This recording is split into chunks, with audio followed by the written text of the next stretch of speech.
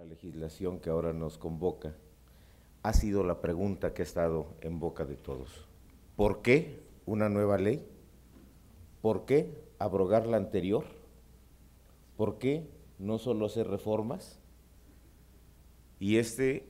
no fue nunca un problema menor, sino que es un problema que estuvo incluso dentro del corazón mismo de la polémica que es connatural a todo proceso legislativo. Esa es la razón, aunque porque sé que el título se oye raro, ¿sí? Y bien, México, por su situación geográfica, por su historia, por muchos aspectos de nuestra cultura,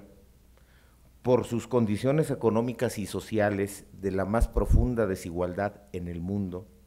México, quizás el segundo país con mayor desigualdad en el mundo, ha sido y es territorio de origen, tránsito y destino de personas en situación de trata, en situación de esclavitud, en situación de servidumbre y de explotación, y por ello tiene además un papel de gozne dentro de esta actividad, de gozne regional, que ha obligado a nuestro país a enfrentar el fenómeno de una forma propia, que hoy, con la ley, es objeto de atención internacional. Por estas razones, entre otras muchas, junto con otros países, México es uno de los que promovió e impulsó en el seno de las Naciones Unidas la creación de un instrumento internacional que recogiera las inquietudes de los Estados miembros respecto de esta problemática y sentara las bases para desarrollar mecanismos para una atención adecuada y compartida. Como resultado de estos esfuerzos, en septiembre de 2000 se abrió a firma la Convención de las Naciones Unidas contra la Delincuencia Organizada Transnacional, conocida como Convención de Palermo, y el protocolo para prevenir, reprimir y sancionar la trata de personas, especialmente mujeres y niños, conocido como Protocolo de Palermo, ratificados por nuestro país en el año de 2003. Palermo constituye una referencia obligada, significa la unificación de esfuerzos de de 2 años en que estuvieron los representantes de los países discutiendo cómo construir una definición internacional sobre la trata de personas. Quiero destacar, y esto es un orgullo para mí, me parece además justo hacerlo, la actuación de varios mexicanos en este organismo que tiene su sede en Viena, entre ellos el doctor Samuel González Ruiz, que nos acompaña y que ha sido pieza fundamental para culminar con éxito la ley que hoy nos convoca. Todo mi respeto y todo mi reconocimiento para Samuel. Me interesa subrayar también el compromiso y sapiencia de uno de los jóvenes más brillantes que he tenido oportunidad de conocer, nuestro amigo Julio Guillén, sin duda el más adelantado de los discípulos de Samuel, que no son pocos, quien nos acompañó en el trabajo de reflexión, discusión y redacción de muchos aspectos de la misma, muy especializados, relacionados principalmente con los temas de los que habrá de hablarnos en esta sesión de trabajo más adelante. Por eso y por otras razones, como estar con Rosy, como estar con Nelly, como estar con Mayra, es para mí un honor un privilegio y un lujo estar en esta sesión. Si bien existe buena cantidad de instrumentos jurídicos internacionales que contienen normas y medidas contra la explotación de personas, no había uno que abordara todos los aspectos de este fenómeno delictivo. El protocolo establece una definición de la trata de personas integrada en 3 rubros: conductas, medios y fines, y señala que los países parte deben adaptar su legislación nacional y sus procedimientos de conformidad con el propio protocolo a fin de tener debidamente en cuenta las dimensiones generales de la trata de personas. En este sentido, México se obligó a generar una legislación específica y adecuada para atender de manera integral el fenómeno, en un marco jurídico que previera y sancionara el delito, contara con elementos sistemáticos para prevenirlo y estableciera garantías que permitieran a las víctimas contar con el amparo, protección y atención del Estado para salvaguardar su identidad y asistirlas hasta su recuperación y reinserción social completas.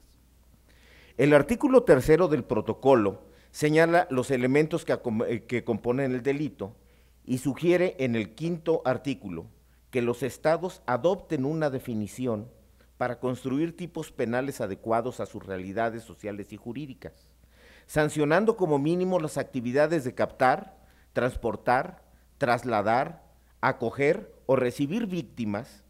para determinados fines de explotación, señalando de manera indicativa, pero no limitativa, la prostitución ajena, trabajos forzados, esclavitud, prácticas análogas a la esclavitud y la extracción de órganos. Evidentemente, esto resulta insuficiente cuando se ha tratado de traer a cualquier país de una manera literal. Cabe señalar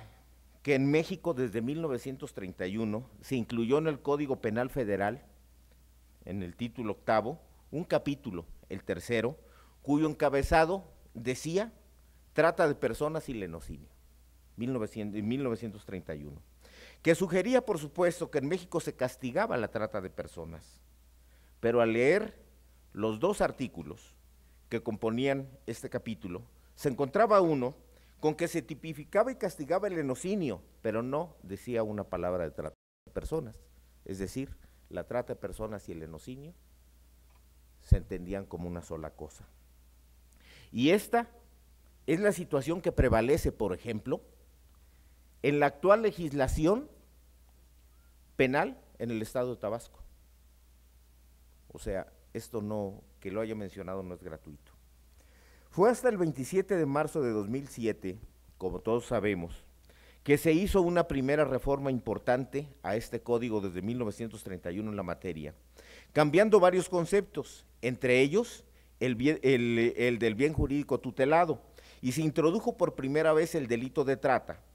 diferenciando en el artículo 207 la trata de personas de manera genérica, sin distinción en cuanto al sujeto pasivo, y en el 205 se castigaba de manera particular cuando la víctima era menor de edad o tenía incapacidad, ya sea para conocer el significado del hecho o para resistirse a él, y se ampliaron las conductas punibles al que promueva, facilite, consiga, traslade, entregue o reciba para someterlo a explotación sexual o extirpación de órganos, y al definir los medios por los que el activo va a llegar a estos fines, no lo señala, creando con esto problemas de interpretación y permitiendo que esta conducta, la trata de personas, pudiera asimilarse a otras. Por su parte, más adelante, cuando se promulgó la ley de trata de personas en 2007, el legislador estableció y amplió las conductas más allá de las que contempla el protocolo y contemplaba el Código Penal Federal hasta en un número de 8, al que promueva, solicite, ofrezca, facilite, consiga, traslade, entregue o reciba a una persona con fines de explotación sexual, trabajos forzados, esclavitud, prácticas análogas a la esclavitud, la servidumbre y la extirpación de órganos, tejidos o sus componentes, a través de 4 medios: la violencia física, la violencia moral, el engaño o el abuso de poder. En cuanto a las penas, en la ley de 2007, que fue abrogada por la ley general, la base genérica que se castigaba era de 6 a 12 años y un agravante de 9 a 8 cuando la víctima fuera menor de 18 años o incapaz de comprender o resistir el hecho, así como un agravante al agravante para que estas penas incluso se duplicaran para llegar, dependiendo de las características del delito, como mínimo 6 años y como máximo 27. Para quien cometiera el delito siendo servidor público o se ostentara como tal, quienes tuvieran una relación de parentesco con la víctima que les diera una ventaja especial al imponerles un estado de indefensión, sobre todo a las niñas y a los niños, así como cuando la víctima tuviera ciertas características, como ser mayor de 60 años, yo ya estaría en esa hipótesis, o cuando el agente tuviera alguna responsabilidad como tutor o curador de la víctima. En los fines, esta ley también incluyó otros que no tenía el Código Penal o el protocolo. En cuanto al ámbito competencial para la aplicación de la ley, el delito de trata no se convirtió en un delito federal. Y fue federal solo para el conocimiento de las autoridades federales, quiero decir con ello, en 4 casos. Cuando el delito se preparara fuera de nuestro país para cometerse aquí, cuando se preparara en México para cometerse fuera del país, cuando el sujeto activo resultara ser servidor público federal y hubiera cometido el delito con motivo de su función como servidor. Esto jamás lo he llegado a entender, jamás he entendido qué quieren decir con ello. No me imagino que una función pública tenga entre sus cosas cometer el delito de trata. O que el delito ocurriera en embajadas o en representaciones diplomáticas, o cuando hubiera delincuencia organizada, que conforme a la ley, esto es, que hubiera delincuencia organizada, el delito fuera cometido por 3 o más personas de manera reiterada. Y si no se da ninguno de estos casos, el delito es, por supuesto, de fuero común, por lo que muchos estados, muchas entidades federativas comenzaron a legislar. Hasta finales de 2007, no voy a dar datos ahora porque ya no tiene caso, ya tenemos una ley general, una tercera parte de los estados habían legislado en la materia, tenían ley especial. Otros 11 tenían la misma situación que tenía el Código Penal Federal hasta la reforma del 27 de marzo, y una tercera parte ni siquiera consideraba en sus órdenes jurídicos el delito de trata. Estamos hablando de 2007. Arrancó entonces en todo el país un impulso legislativo en todos los estados que, a mi juicio, hizo más grave el remedio que la enfermedad. Una enorme diversidad legislativa que incluyó un abanico de 8 diversos bienes jurídicos tutelados, un rango de medios comisivos desde 0 hasta 18 y un rango de fines desde 4 hasta 17. Todo esto sin contar las enormes diferencias entre penalidades que, en conjunto, generan un real espacio de impunidad respecto a este delito, incrementado por el absoluto desinterés de casi la totalidad de los estados de emprender acciones efectivas derivadas de sus propias leyes de ninguna clase. Incluso en estados como el mío, Nayarit, que se empeñaron en tener y pagaron muchísimo dinero para tener una buena ley, seguramente para no ser señalados en informes, pero no para hacer ningún esfuerzo contra la trata de personas. Por lo demás, tanto en los estados como a nivel federal, se necesitaba dar claridad a otras figuras que tienen una frontera común con la trata de personas, como es el caso del lenocinio, la corrupción de menores, la pornografía, el turismo sexual, la privación de la libertad, la servidumbre, los trabajos forzados, el tráfico de menores, el tráfico de indocumentados y tráfico de órganos, el turismo sexual infantil, entre otros muchos, que tienen prácticamente los mismos elementos de la trata de personas y que generan un espacio de impunidad también muy grande, porque cuando se acusa a alguien de tratantes de personas, el defensor va a buscar que se castigue a la persona inculpada por lenocinio, por decir algo, en virtud de que la pena genérica en el caso de la trata, en la ley anterior, iba de 6 a 12 años y el lenocinio de 2 a 9. El riesgo es, pues, que los tratantes eludieran la responsabilidad que les correspondía a través de salirse por la tangente hacia otros delitos. Había en la ley otro tipo de problemas, si bien mayores, sí solventables por la vía de la técnica jurídica. Por ejemplo, la redacción típica del delito, redactado con base en el protocolo, que sin duda cumplía con los requisitos establecidos en la definición, ojo, en la definición, una definición no es un tipo penal, con base en el protocolo, que sin duda cumplía con los requisitos establecidos en la definición contenida en el artículo 3 que ya comentamos, se contemplan todas contemplan en él todas las hipótesis típicas, los medios comisivos, y sancionaba al cliente explotador al especificar que comete el delito de trata de personas quien consiga para sí o para un tercero a una persona con la explotación. Es decir, tanto el cliente como el reclutador podían ser sancionados en la ley anterior como lo son ahora. También correcta la instauración en la ley que se abroga del libre desarrollo de la personalidad como bien jurídico tutelado, dejando de lado las concepciones conservadoras y totalmente disfuncionales a nuestras sociedades ahora, vinculadas a la moral pública y a las buenas costumbres, asumiendo los principios derivados de la Convención de los Derechos del Niño, pero dejando a la ley, como consecuencia de esto, como un instrumento prácticamente para tutelar solo los derechos de menores, de personas cuya personalidad está en desarrollo. Otra limitación muy grave de la ley. Por otro lado, se incluyó la violencia física y la violencia moral como elementos del tipo penal. Y sí, puede cometerse el delito ejerciendo cualquier tipo de violencia, pero esta debe de constituir un agravante del tipo básico y no un elemento del mismo, como estaba, por cierto, en el dictamen del Senado de la República, el primer dictamen, que se modificó en algún momento del proceso legislativo aquí en la Cámara de Diputados, curiosamente, por quienes como senadores la habían defendido en los términos que venía. Las explicaciones, por favor, encuéntrenlas cada quien.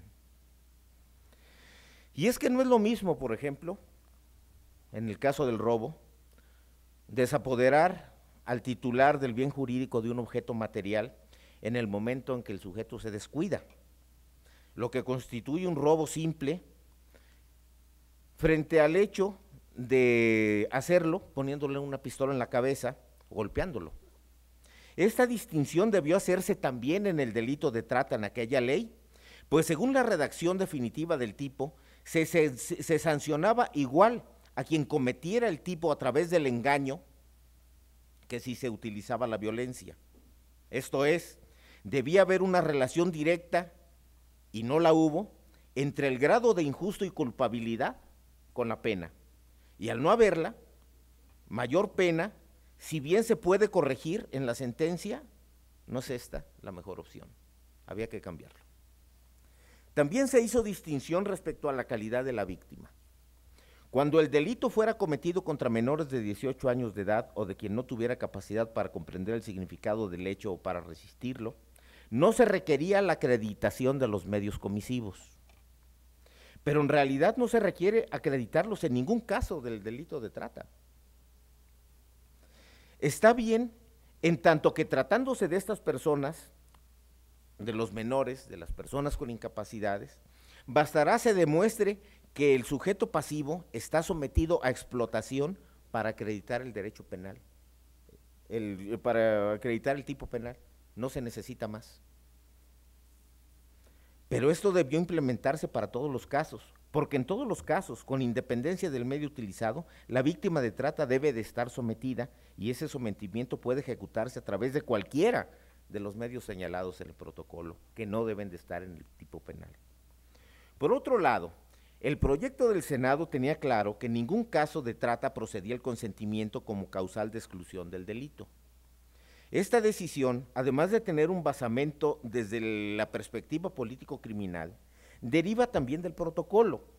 que señala que no procede la exclusión de responsabilidad del autor con base en el consentimiento de la víctima. Pero de nuevo algo pasó en el debate entre diputados, pues se introdujo un apartado que establece el consentimiento otorgado por la víctima, se rigiera en términos del artículo 15, fracción tercera del Código Penal Federal, lo cual es definitivamente un error, que abre una puerta, se abrió una puerta, y creo que a sabiendas, para que el inculpado pudiera excluir la responsabilidad. El consentimiento, la legítima defensa, el estado de necesidad, el cumplimiento de un deber y el ejercicio de un derecho son causas de justificación que excluyen la responsabilidad penal, aun y cuando se haya lesionado el bien jurídico, pero en este caso el consentimiento, en su calidad de eximiente de responsabilidad, no tiene justificación alguna en la ley que se aprobó y que ahora se encuentra abrogada, ni se sustenta, por cierto, en la explicación de motivos de esa ley. No obstante, y de nuevo sin ser para nada una buena opción, un juzgador bien capacitado podría solventar estas vulnerabilidades de la ley recurriendo a instrumentos internacionales que pueden ayudar al operador jurídico para salir del paso. Si se presentara, por ejemplo, el caso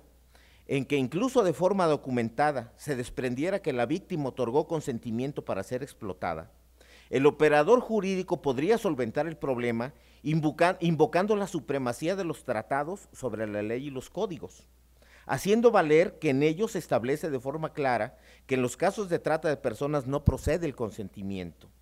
Y si se requiriera más, el artículo 15, fracción tercera del Código Penal Federal, establece que procede el consentimiento cuando el bien jurídico sea disponible y dado que se ha eliminado la moral y las buenas costumbres como el objeto de protección y optado en su lugar por el libre desarrollo de la personalidad y dado que éste deriva de la dignidad de la persona, resulta que el bien jurídico es indisponible. Por lo tanto, no se cumplen los requisitos para aplicar el consentimiento como eximiente de responsabilidad. Sin embargo, ahí quedó la ley. Resultado de todo esto, luego de 4 años de instalada la Comisión Intersecretarial,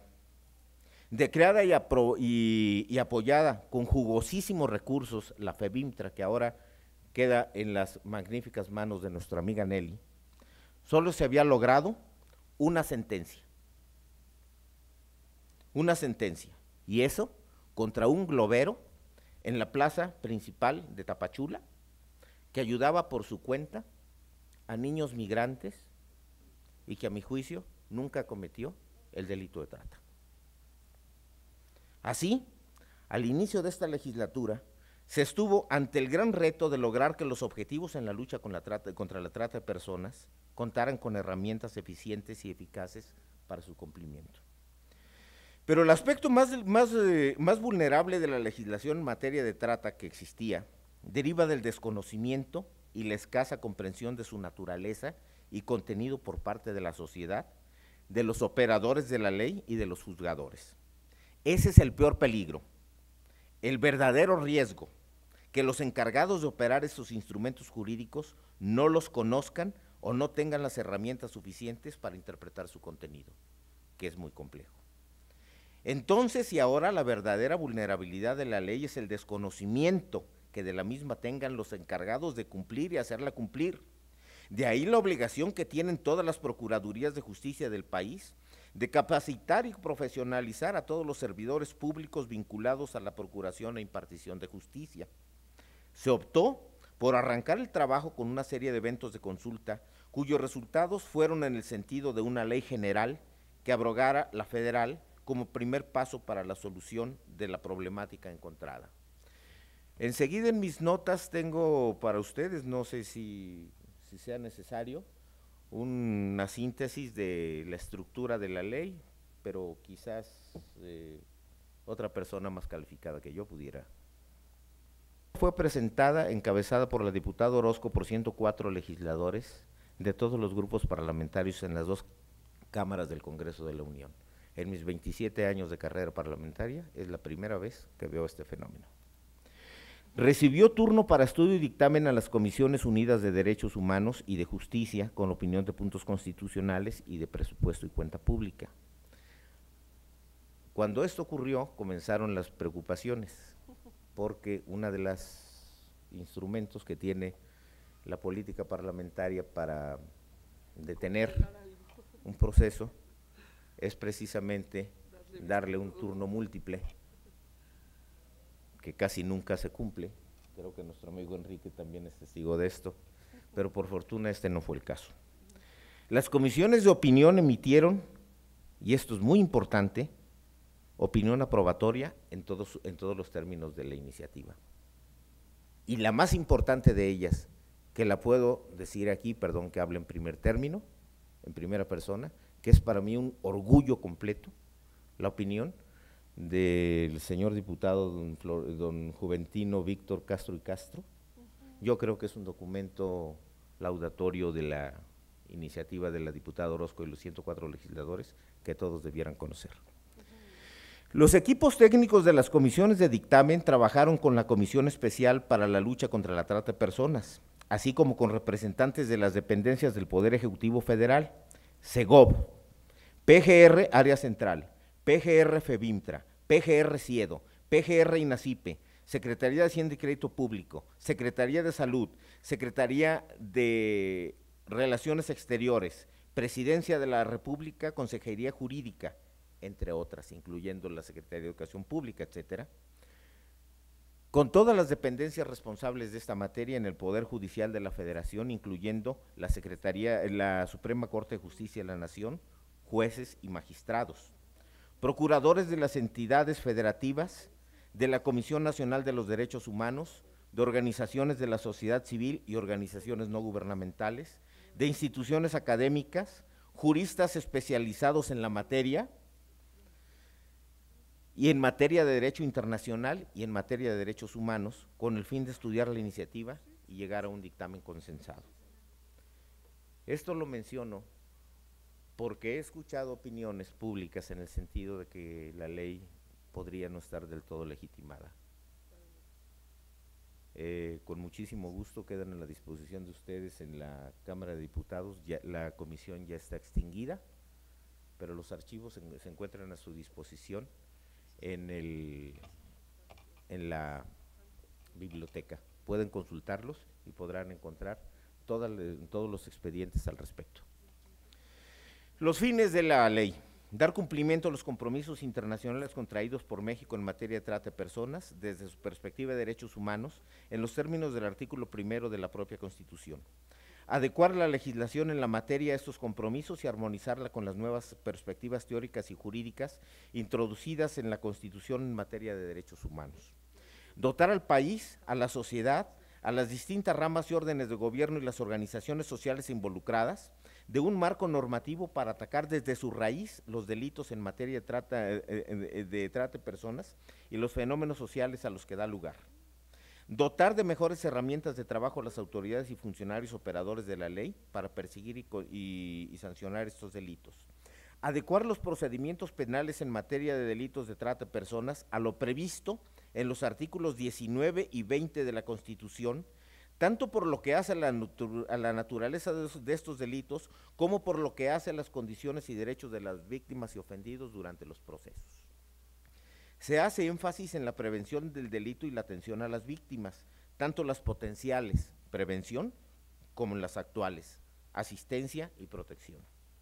Se armonizan los bienes jurídicos tutelados con los instrumentos internacionales en la materia de los que México forma parte, y se atiende la trata de personas interna y no solo internacional, y se establecen las competencias y facultades de los diferentes órdenes de gobierno en la persecución y sanción de los delitos, así como para la asistencia y protección de las víctimas. Esto es lo que hace a la ley. Esto es lo que le da su carácter de ley general y no de ley federal. Se establecen criterios, principios y acciones para que los operadores de la ley habrán de observar para su aplicación, y se incorpora un catálogo de definiciones de conceptos con el fin de orientar a los operadores jurídicos en su interpretación y aplicación, a veces solamente en esta materia. Respecto a la Procuración y Administración de Justicia, se establece la trata de personas con un tipo penal más aplicable, reduciendo o eliminando elementos difíciles de probar, encuadrar y acreditar. Se eliminan los medios comisivos y la carga de la prueba para las víctimas, tanto para evitar la revictimización como para atender las especiales condiciones físicas y psicológicas de las víctimas de estos delitos, y se elimina igualmente el consentimiento de la víctima como causal excluyente de culpabilidad por parte del sujeto activo. En los términos que se establece en la fracción 21 del artículo 73 constitucional, y como es el caso de los delitos de secuestro y de delincuencia organizada, se establece el concepto de delitos en materia de trata de personas. Considerando a la trata de personas como un tipo penal de segundo piso, de lo que hablará seguramente nuestro amigo Samuel, es decir,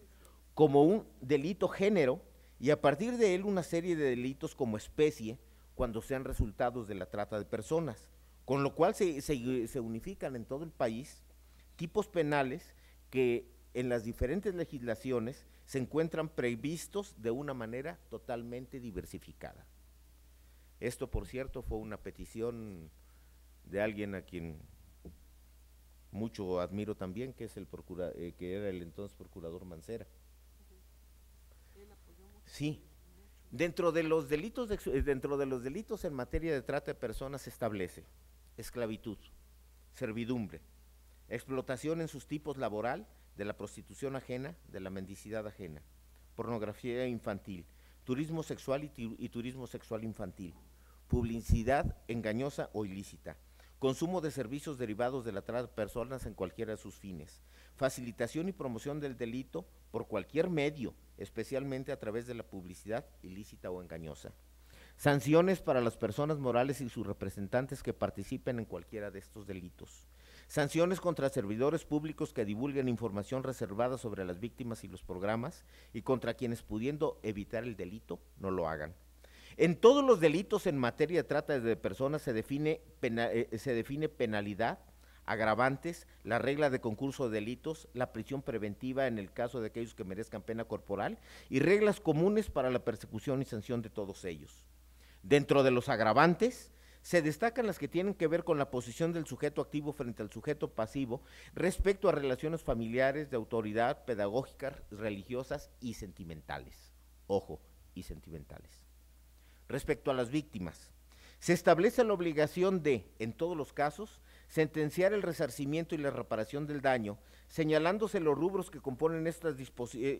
disposiciones y los medios para hacerlo, tanto por parte del inculpado como del Estado cuando le corresponda.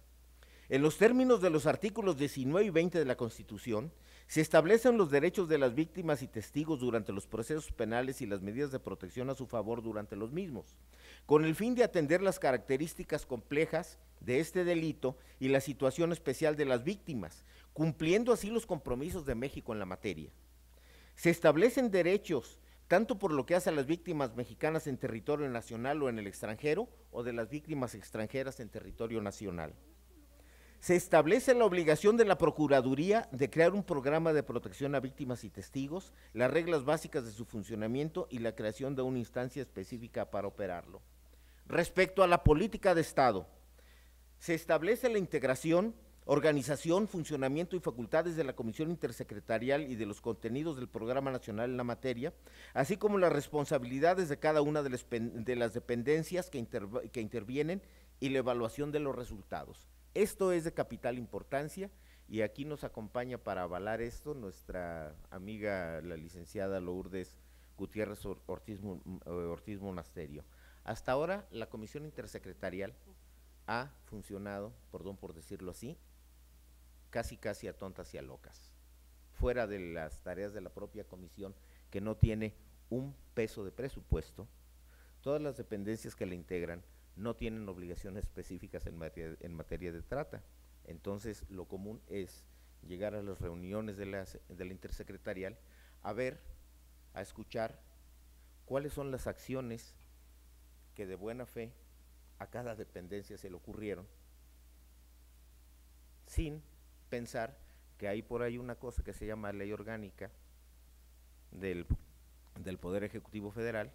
que tiene todas las obligaciones y facultades de cada una de las dependencias, donde quedan comprendidas las obligaciones de las dependencias en materia de trata. Por eso se hizo así.